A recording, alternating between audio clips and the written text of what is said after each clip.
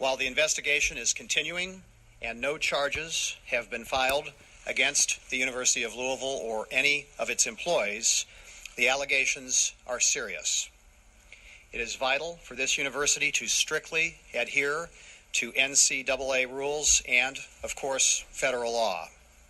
Doing nothing would be a tacit endorsement of unethical and criminal behavior. Board Chairman Grissom and I spoke to both Athletic Director Tom Jurich and head men's basketball coach Rick Pitino this morning and informed them of the following decisions. Effective immediately, Coach Pitino has been placed on an unpaid administrative leave. Coach Pitino's employment will be reviewed at a later date. We will continue throughout this process to follow university personnel policies. Effective immediately, Vice President for Intercollegiate Athletics Tom Jurich has been placed on a paid administrative leave.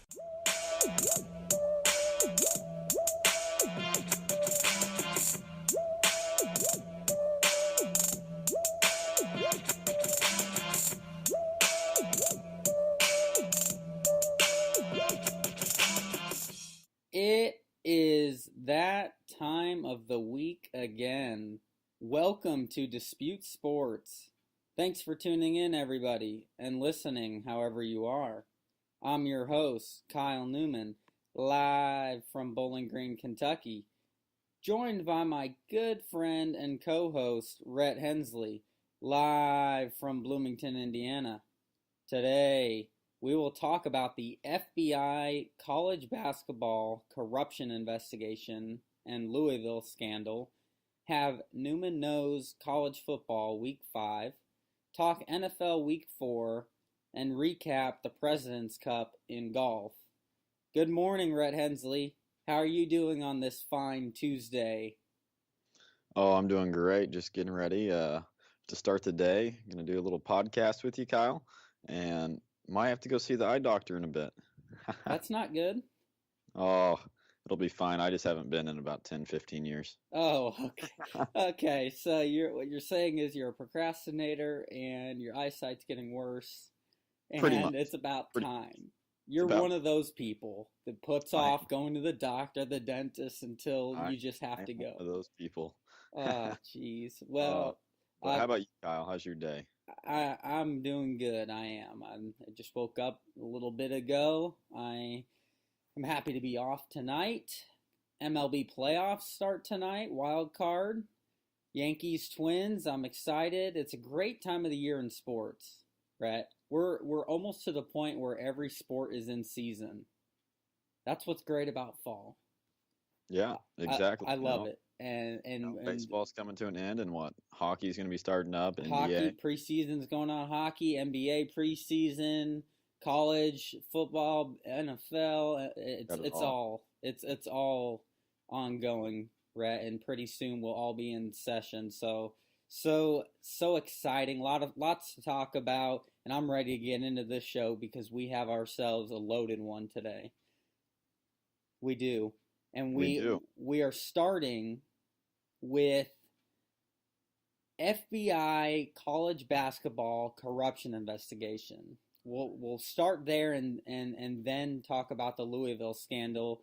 But this took and hit the college world by storm.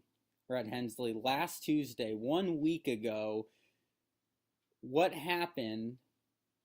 In case the listeners aren't aware exactly of what went on. Bombshells being dropped. No doubt about it.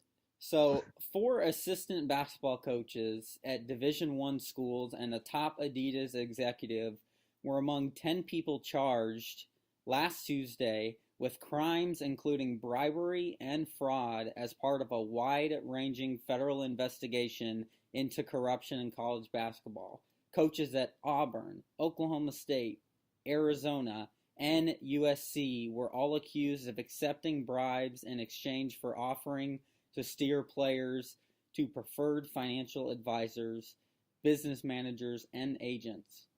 A top Adidas executive and 2 associates were accused of arranging illicit payments for high school stars and their families to secure athlete commitments to Adidas-sponsored schools, and unidentified coaches at 2 other unnamed universities whose descriptions match Louisville and Miami were implicated in brokering deals between the Adidas executive and top basketball recruits, according to complaints unsealed last Tuesday. So let's start there, Rhett Hensley. What do you make of this investigation and this bombshell, as you said, that came out a week ago? Well, Kyle, I think that we've always known that something's been going on behind the doors. Now, did we know that this was happening? No, no. And I think, I think that it has really been a big bombshell that got dropped on the college world. And Rick Pitino was one of the big ones, that stood out. And having all these Adidas schools, Kyle, it is directed only at Adidas schools as of now. Is that correct? Yes. Yes. And, I can definitely see, it does not surprise me. I'm not sure if it surprises you, Kyle, but I think that it has been something that's, we've kind of, I think, even talked about on the podcast before, how with the players and, potentially getting, kickbacks behind the doors and stuff like that. And I think Rick Pitino transferring over $100,000, was that correct? I believe so. I believe that was in the report. That's pretty crazy. And as for me, I can see it. I can see it, Kyle. Oh, there's no doubt about it that look, I've said it for years now. I don't think that it's possible that these top programs go unscathed. Oh yeah. Without some sort of cheating. It's you may have heard before that it's all about who cheats best and doesn't get caught. Something similar along those lines. And that does not mean that it is okay, because this is not okay. It is against the law what these former coaches and executives with Adidas did. So in no way am I condemning it, but it doesn't surprise me. It's one of those things, Rhett, where I think that this is just the beginning. I really do think that these are examples of schools, coaches that were sloppy and they got caught. And I think that there are many other schools that, if not to this level with a sponsor like Adidas, are absolutely breaking the NCAA's rules on how they recruit players and what is allowed. Absolutely. It may not be bribery in the form of money, but it's bribery, wink, wink, somehow. I mean, that's how I feel about it. And I've told you, Rhett, that I personally have experienced at my alma mater, Western Kentucky University, being in the sport management program and being around athletes on the football team and the basketball team. I've heard personal stories. I won't list any names. I won't go there, but I have heard, I won't even list any other specific schools, but I've heard from players that had friends at other universities that have, let's just say, wound up with some nice with a brand new car or some benefit, something that benefited them quite well to attend that university. So it doesn't surprise me, but it's not okay, Rhett. I hope that everyone understands I'm very adamant about that. There's a level that I think is acceptable for as far as enticing a player to come to your school. For example, Clemson and their nice new facility, completely legal. Who wouldn't want to go to there when you have a hot tub in that nice training facility and movie theater and all of that? I think that's okay. I think that is okay. But this is crossing the line, Rhett. in my book. So how do you feel about that? Do you agree? Do you think Yeah, this is not I okay? agree. It is not okay, but I can definitely think that we have known this stuff has been going on for a long time, and it's about time that they actually moved in on it and are starting to, you know, take down some of these, coaches that are actually, getting involved with this. What they had a few wiretaps on these coaches for a while, so I mean they've got them, Oh yeah. and now it's just a matter of are they going to leak information about other coaches and what other schools will be coming down with them. No kidding, no kidding. So before we talk about Rick Pitino and Louisville, let's mention these coaches and the schools. So Alabama, Kobe Baker, a men's basketball administrator, he resigned after athletic director Greg Byrne initiated an internal review of its men's basketball program in response to the scandal. Miami U, the president of the University of Miami, acknowledged that the basketball program is subject to an ongoing FBI investigation. Auburn, assistant coach Chuck Person, a former NBA player and Auburn alum, is accused of handling a total of $141,500. Person was suspended without pay. Coach Bruce Pearl, who is no stranger to NCAA trouble, is not named in the report. The program is already being impacted by losing a high-profile recruit and offering to give refunds to season ticket holders.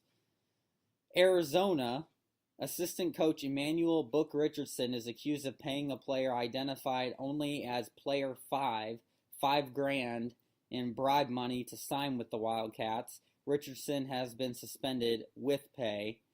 USC assistant Tony Bland is charged with conspiracy to commit bribery, soliciting a bribe, and wire fraud. Bland has been charged with providing $9,000 in cash payments to the families of two current USC players and has been suspended. Oklahoma State assistant coach Lamont Evans is accused of receiving at least $22,000 in bribe money to exert his influence over certain student athletes at Oklahoma State and South Carolina, where he was also an assistant before leaving for Oklahoma State. Evans has been fired by the Oklahoma State Cowboys.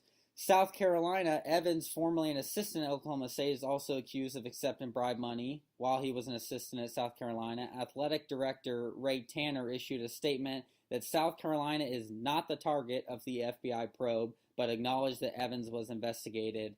And then there were other individuals impacted at Adidas and a couple of agents as well, Rhett. So that is the story, and it really is shocking. The NCAA has never seen anything like this, and it's because nothing has ever come to light. I feel like because it's been slid under the table and hidden so well until now. Yeah, and Kyle, I just wanted to bring up. I'm not sure if you remember us watching it because we sat down in Kentucky and watched this. Can't remember the guy's last name fully, but I think it's Sonny Vaccaro. Oh yeah, Vaccaro, Sonny Vaccaro. Vaccaro. Yeah. It kind of makes me wonder has he had any impact on, these Schools players? that were Yeah. Nike. Yes, kind of like Nike, and he also ended up switching over to Adidas at one Yes. point, and then Reebok. So, it kind of makes you wonder whether this has been going on with him for a while, or if he was even a part of any of it. Yeah, it But does make you wonder, and it's just shocking. It really is. Right now, let's talk about the Louisville scandal. So, what happened at Louisville in the sex scandal case in 2015 to refresh or newly inform our listeners? So back in 2015, Katrina Powell details illicit activities with recruits. Powell was a former escort, published a book called Breaking Cardinal Rules, Basketball and the Escort Queen that broke down parties she helped put together involving dancers and potential Louisville recruits. They were paid by a former graduate assistant, Andre McGee. Rick Pitino had this to say at the time via USA Today Sports. I don't know if any of this is true or not. Pitino told ESPN and Yahoo Sports there's only one person who knows the truth, and McGee needs to come out and tell the truth. Well, after Louisville punished itself by refusing to participate in the 2016 NCAA tournament or other postseason tourneys, the association said Pitino failed to monitor the program and suspended him for 5 games. The NCAA also said games involving ineligible players should be vacated. Louisville appealed. That process is still playing out, and that includes their 2013 NCAA championship. So that was then. That was 2 years ago, Rhett, and last season with the penalties. And many people like me felt that was just the beginning. That Louisville can try to impose these consequences to themselves and penalties, but the NCAA will step in more than they did, and that's exactly what happened. Hall of Fame coach Rick Pitino was put on unpaid leave by the university, which means he's been, in effect, fired, according to his attorney. And CBS Sports' Gary Parrish wrote that Pitino left Louisville with no choice but to fire him after his involvement in a past recruiting scandal that I just mentioned, but Pitino plans to fight the charges. Louisville Athletic Director Tom Jurich was put on paid leave and will have his employment status reviewed by the UL Board of Trustees. With Pitino on leave, assistant coach David Padgett, a former Louisville player, was named acting head coach. So that's where we stand now, Rhett. I want your input on this situation with Pitino and Louisville. Did NCAA, the university, do the right thing with this program? Yeah, for sure. Because I think that we know that he's had problems in the past. He has, and I think that we all know that Louisville, as a whole, for their basketball program, has been a little sketchy. I think that it's been coming for a while. With last year, with them, not being in the NCAA tournament, and Pitino being suspended 5 games. If you get caught, you get caught, and this is what happens. Yes, and what they got caught with, they being Louisville back in 2015, was horrendous. Yeah. That was something that also the college world has never heard of happening, even if it has happened at other places. It was so shocking when it came out, and you just felt dirty. Coming from somebody who is a fan of Louisville, lives 2 hours away from it, whose wife grew up in Louisville area and family, it is there are a lot of people that have a hard time associating their love for that university with what happened there. And that's a shame. Kyle, I can definitely see it happening at other schools, but us not knowing about it. But Louisville got caught, and they're the ones that got set on the light. So, Louisville, like we've said, they're just a mess. They are, and I'll finish with this. I agree with you. I think that their university did what they had to do, regardless of if Rick Pitino knew what was going on or was involved in any way. He's the head coach. And personally, I think it is impossible for him to not know what's going on in some way, even if he was informed by somebody. Very similar to the Jerry Sandusky situation and Joe Paterno at Penn State. You have to know something. You're the head coach, so they did the right thing, Rhett. He had to go. And it was his time. He was on his third leg with his past issues at this university and his track record. So I think they did the right thing. They had to do it. It'll be interesting to see how his fight in court plays out with it. But I don't know if anybody would want him back. His reputation's a bit tarnished. Right? Yeah, exactly, Kyle. And something that I think's kind of funny and interesting. Former IU coach Kelvin Sampson said, "Throw the book at him." I think it's kind of funny. Kelvin just Sampson. Because he's always been he was in trouble with the NCAA for a long time, but it wasn't anything to do with with agents and sneaker deals or anything like that. But yeah, it was pretty funny. It is an interesting time for college basketball, that's for sure, Rhett. So We will continue to follow these stories as we get more updates, but that is it for that segment on this show. It is now time for Neumann Knows College Football Week 5. Neumann knows what? College football. Well, Week 5 in the college football season was another exciting one with some upsets. I want to start outside of the top 25 first. Texas and Iowa State. Texas got the victory over the Cyclones 17-7 to open Big 12 play. That was a much-needed win for the Texas Longhorns.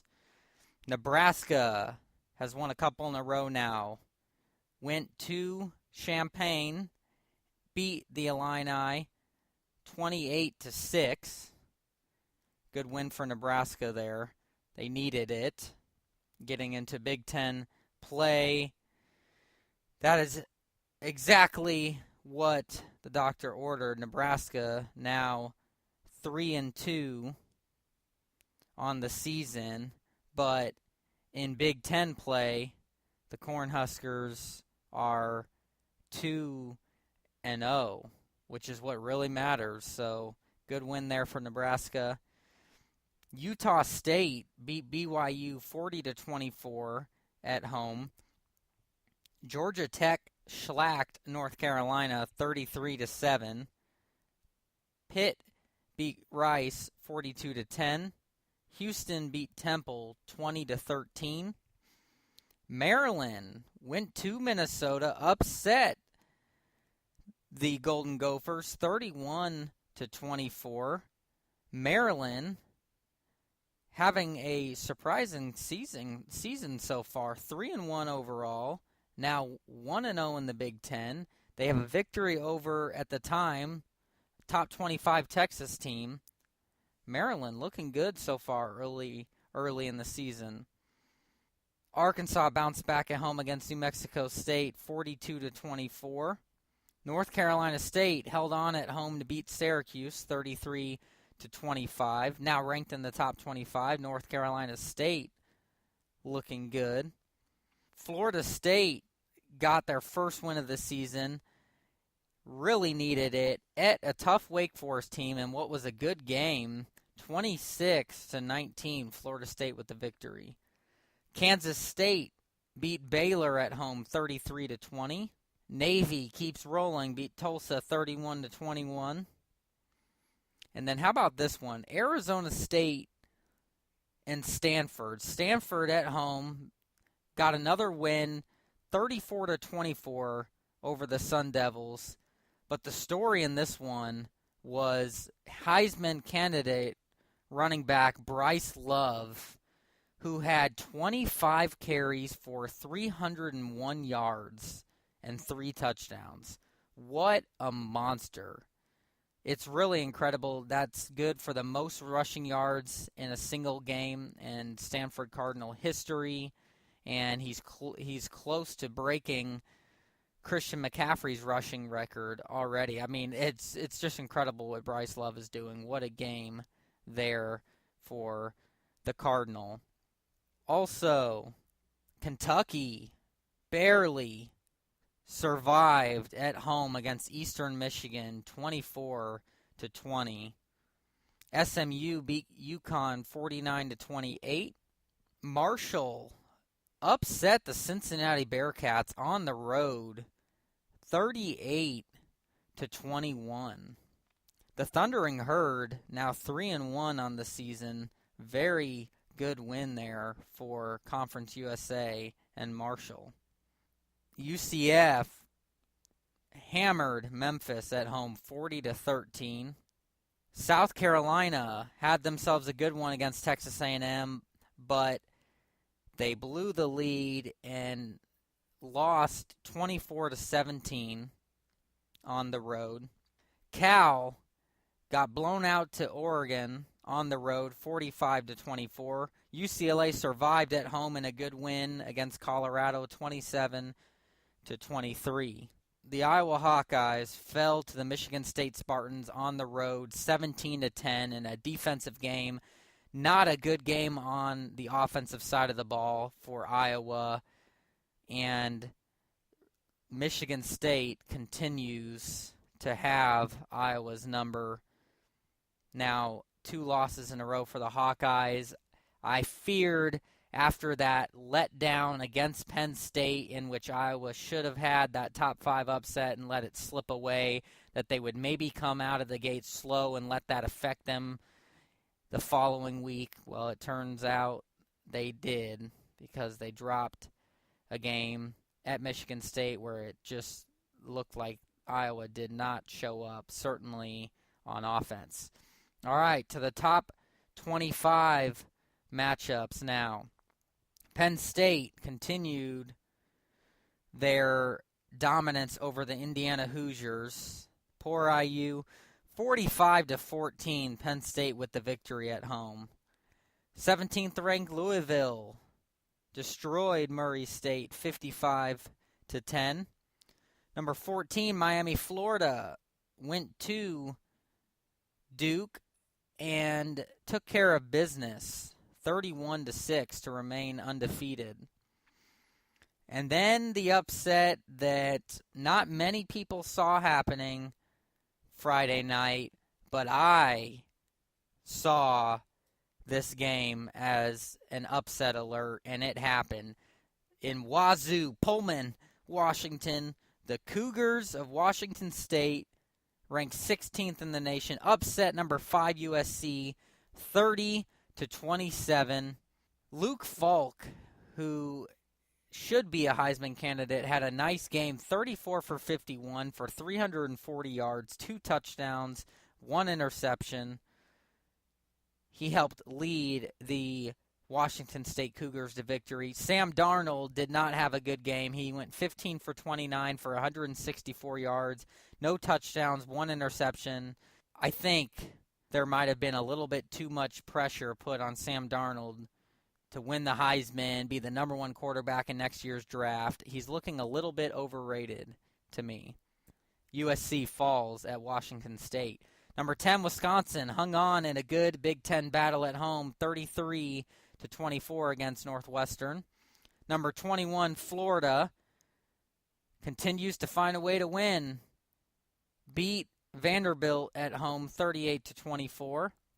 Number 18, South Florida, remains undefeated, went to East Carolina and put up 61 points on them. Got the victory 61-31, and Quentin Flowers had another good game, quarterback for the Bulls, 10 for 18, 160 yards passing, 2 touchdowns, no interceptions. Georgia, 7th in the nation, went to Rocky Top, Tennessee, and blanked the Volunteers, 41-0. Georgia looking like the second best team in the SEC. Tennessee looking like they are overrated, and once again, Butch Jones should and is on the hot seat. Number 22, Notre Dame, keeps rolling. Beat Miami, Ohio, 52-17. Number 24, Mississippi State, squared off against 13th-ranked Auburn. Auburn handled business at home, 49-10. And then the upset of the weekend.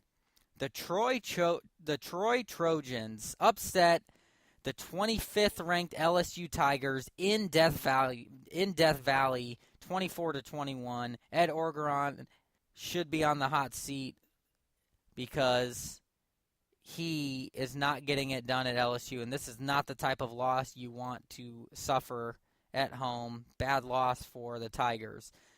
Number 11, Ohio State, blanked Rutgers on the road, 56-0.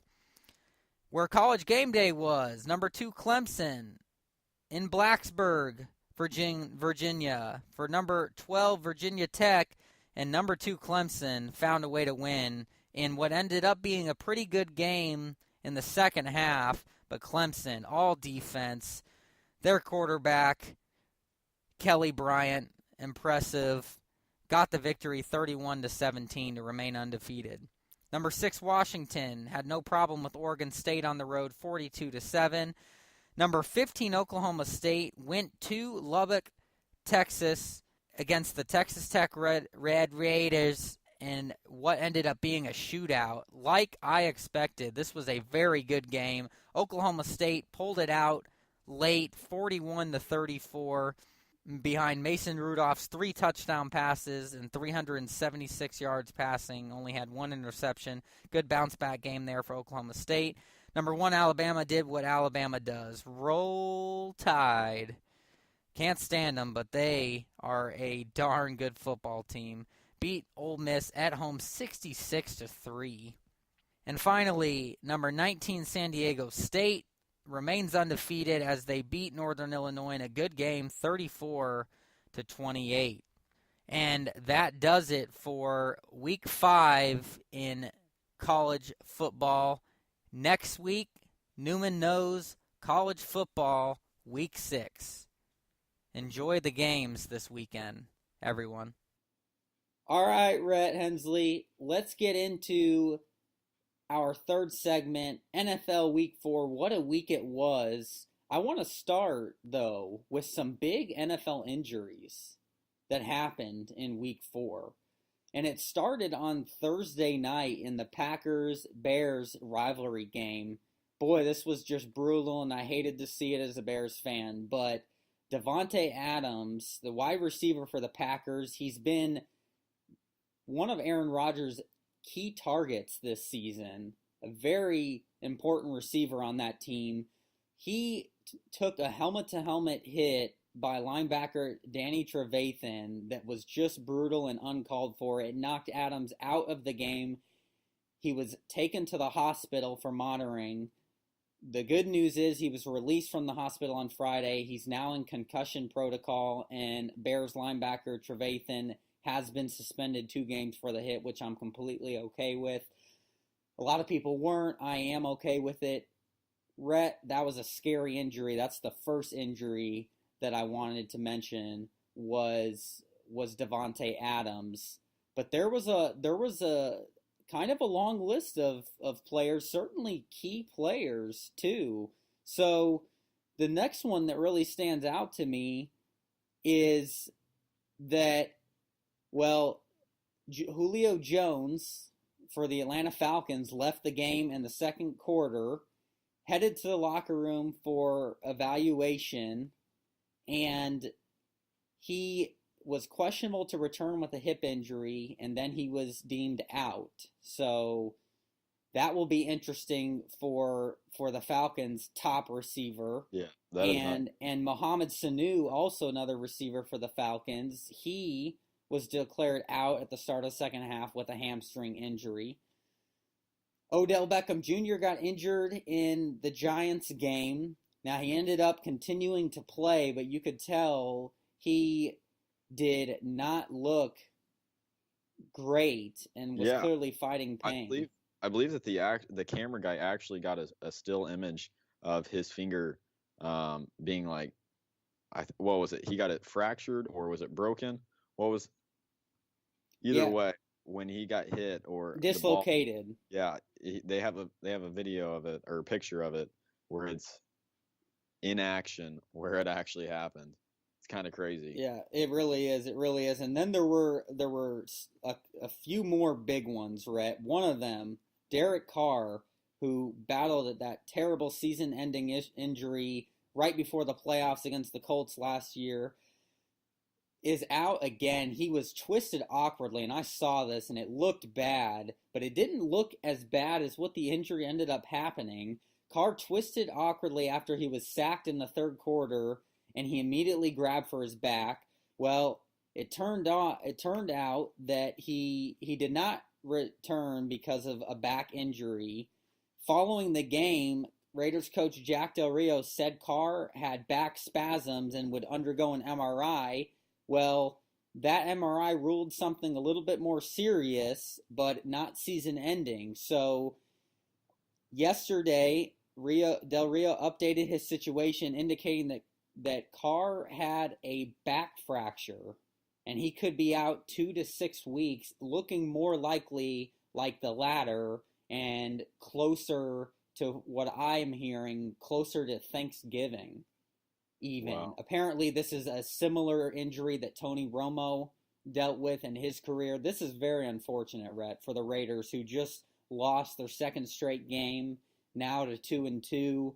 Without Derek Carr, that means E.J. Manuel has to step up, who's been up and down in the league. So this was a big injury for the Raiders. Yeah, and they might potentially sign, a new quarterback to come in and to try and start that position for a while. And who knows, maybe the Kaepernick might come back. Yeah, it will be interesting to see, but that was another one. The last two, Marcus Mariota, quarterback for the Titans, he was pulled from the game against the Texans during the third quarter, and he did not return with a hamstring injury. And after the game, it was revealed that Mariota will undergo an MRI. He did. Titans coach Mike Mularkey indicated that Mariota's injury is of the day-to-day variety, and he does have a chance to play on Sunday against Miami, which is very good news for the Titans. And then the final, probably most devastating one yet, Rhett. Dalvin Cook, running back for the Minnesota Vikings, already leading the team in rushing, clearly had a chance to be Rookie of the Year. He's that talented. Went down with a knee injury, declared out for the remainder of the game, and it looked as bad as it ended up being. Coach Mike Zimmer confirmed yesterday that he has a torn ACL and he is done for the season. That means Latavius Murray is going to be the starter. This is devastating for the Vikings, right, who are off to a very good start, and Dalvin Cook off to a very good start. Yeah, that is really unfortunate, and hopefully he'll end up recovering fine and get back for the next season for sure. Yeah. That is not a good injury to come back from. It's not. It is not at all, Rhett. Okay, so that's the big injuries. Let's talk winners and losers now, team-wise, from week 4. And I'll start. So I have 5 winners, and I have 4 losers. How many winners and losers do you have, Rhett? I have 3 winners and 3 losers. Okay, I'll start with my first winner in this one is the team who won last night. That's the Kansas City Chiefs. Yes, Kansas sir. City Chiefs, the only undefeated team left in the league, 4-0, won an impressive, very good game last night against the Washington Redskins. And that's the key to me. They keep finding a way to win, Rhett, when they probably should have lost the game had the receiver for the Redskins not dropped Kirk Cousins' dime pass for the potential go-ahead touchdown. But the Chiefs, nonetheless, they won. And once again, Alex Smith, he's looking like the best quarterback in the league. He didn't throw an interception. Again, had 293 yards passing, only 10 incompletions.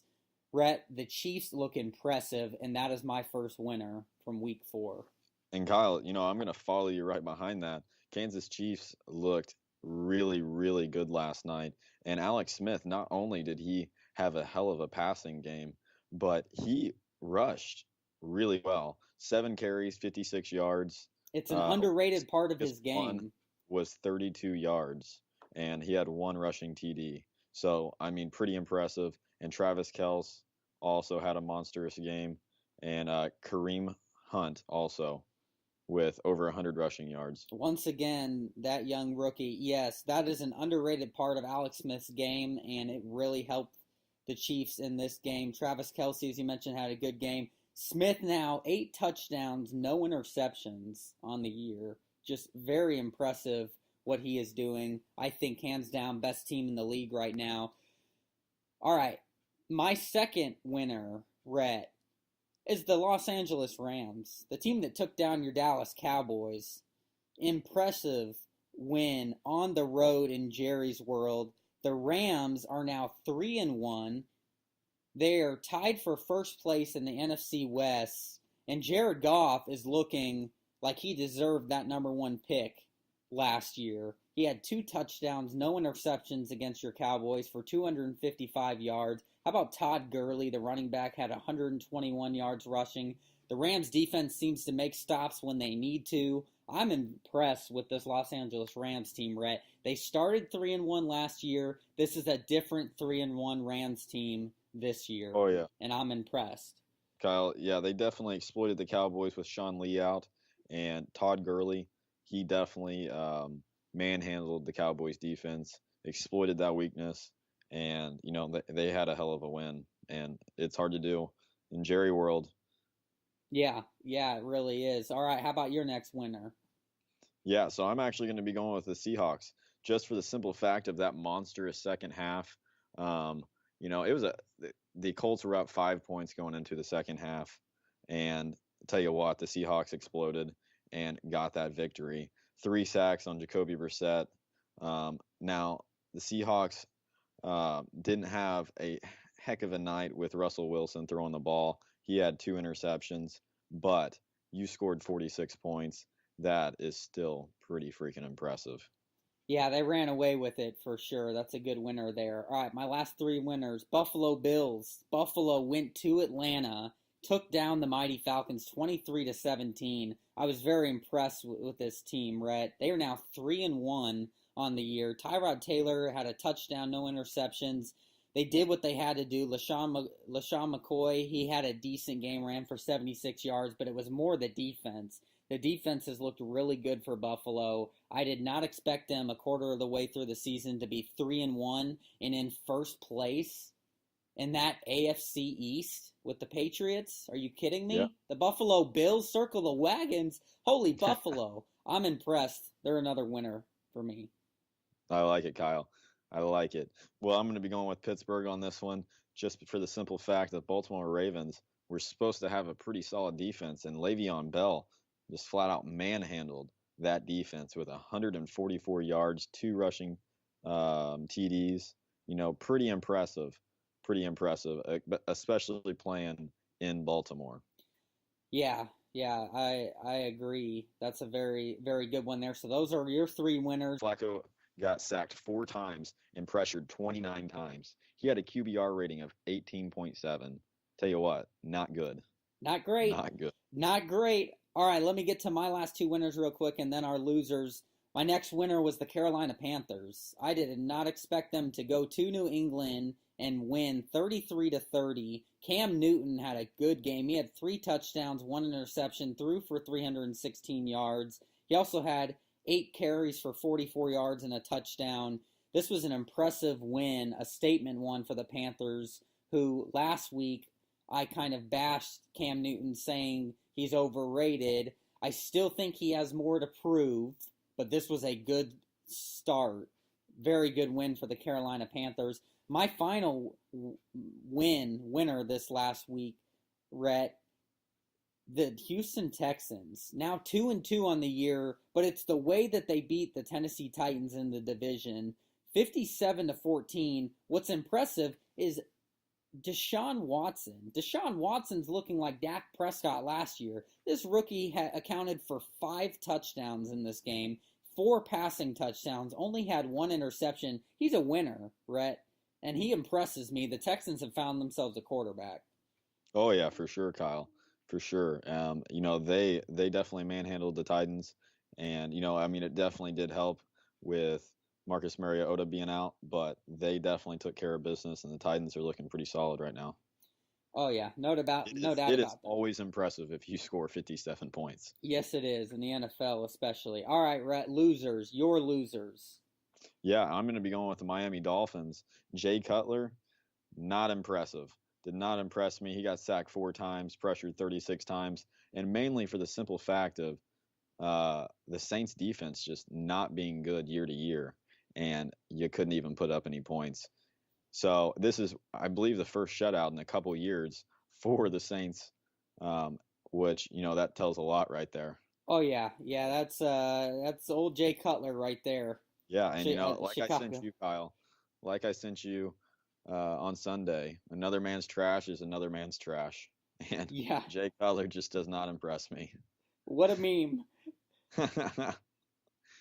What a meme! All right, so my losers are all of the 0-4 teams, right? That's the Cleveland Browns, the 49ers, the Chargers, and the Giants. The Browns are the Browns. They still can't.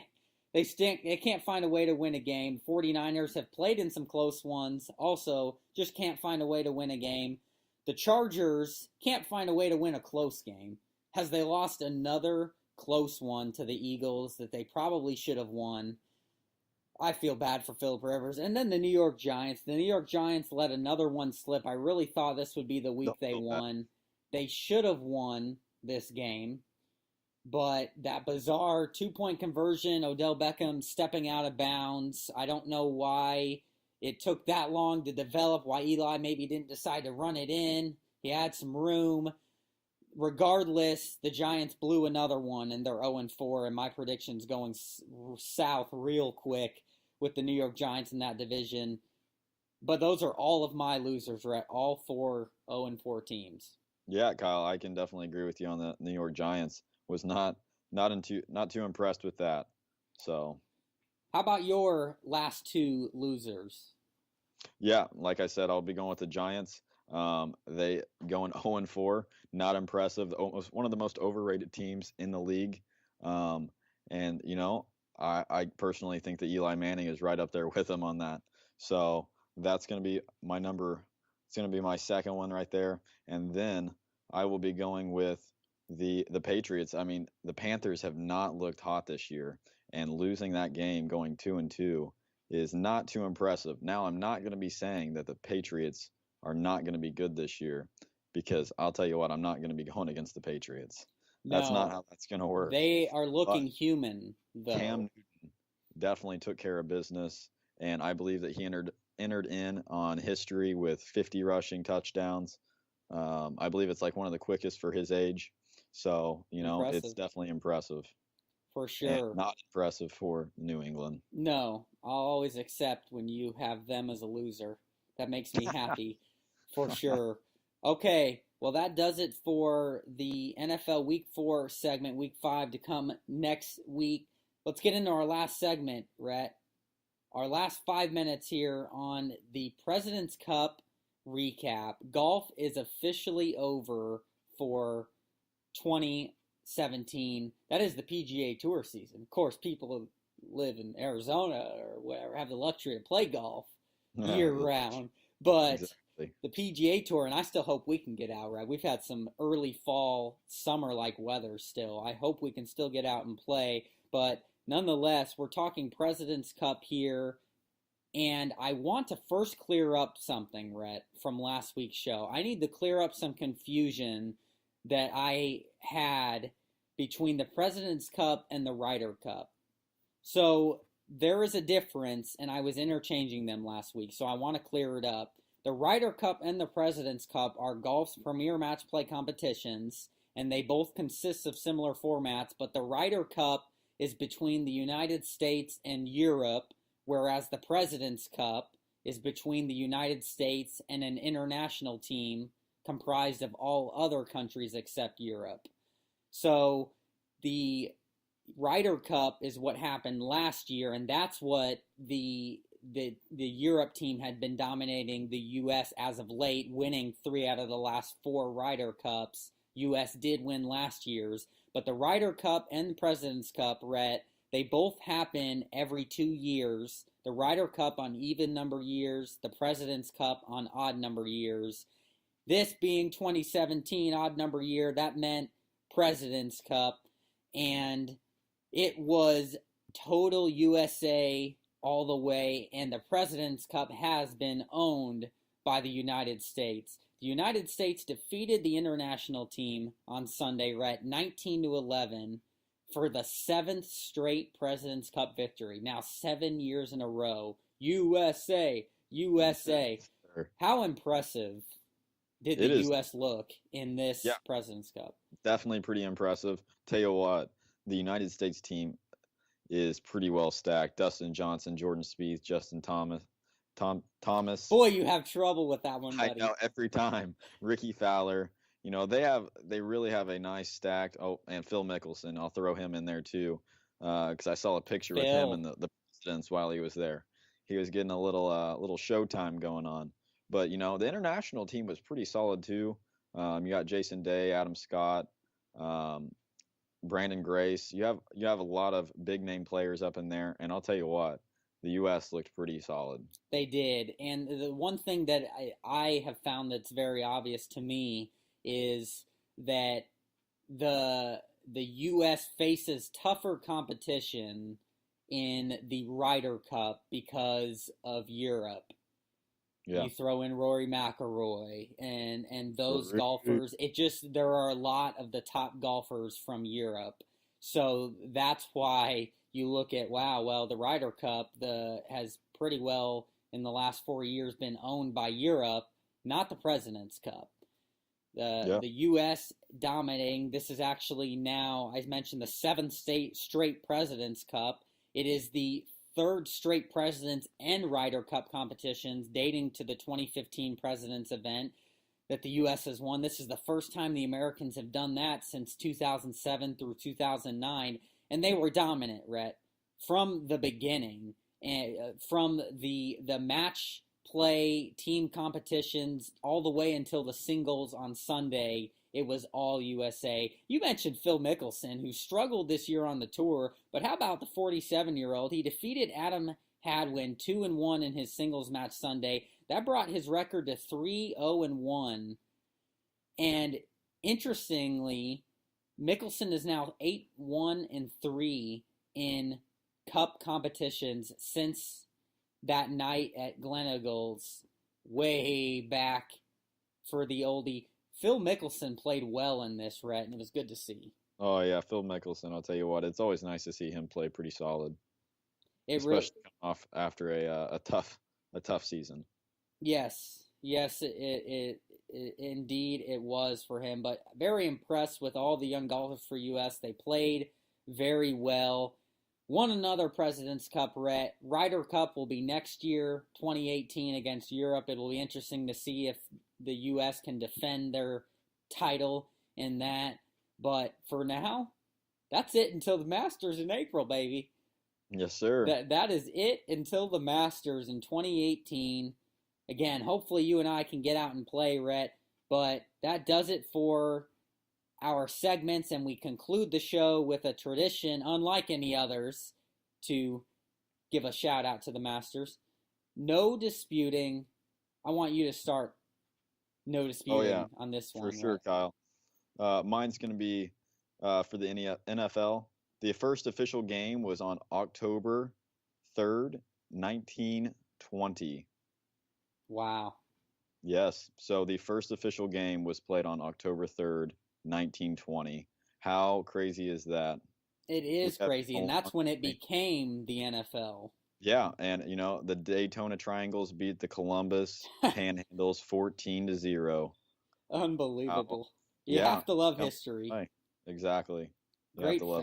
Great fact there, Rhett. Okay, my no disputing is on the great Tim Tebow, and I'm going to Tim Tebow and his Florida days. In 3 seasons as a starting quarterback, Tebow became the face of the Gators and perhaps the face of the sport. With his arms and legs, Tebow helped lead Florida to BCS national championships in 2006 and 2008. In 2007, he became the first sophomore to win the Heisman Trophy and the first player in major college football history to run and pass for 20 touchdowns in the same season. In his 4-year career, Tebow passed for more than 9,000 yards with 88 touchdowns and ran for nearly 3,000 yards with 57 scores. Still SEC records to this day. Tim Tebow, the Florida Gator legend, and had his nice 5-year run in the NFL. Now trying to make it in baseball. That's my no disputing. Tim Tebow. Wow, Kyle, you hit that out of the park. Hey, I like it. Nice little pun there, Rhett. They're always intended on this show, for sure. Well, that does it for No Disputing, and that does it for today's show. Thanks for listening, everybody. Don't forget, you can now subscribe to our podcast on iTunes, Stitcher, Google Play, TuneIn, YouTube, Spreaker, or SoundCloud, and have every episode available to you as soon as they are posted each week. You can also catch all of our podcasts on our website, DisputeSports.com. Follow us on Twitter at Dispute Sports 1, at Kyle M. Neumann, at Rhett Hensley, and like and follow our Facebook page, Dispute Sports. Until next week, remember, Dispute Sports, anything sports, anytime, anywhere. Have a great day. Enjoy the start of the MLB playoffs. Enjoy football this weekend. Have a great one.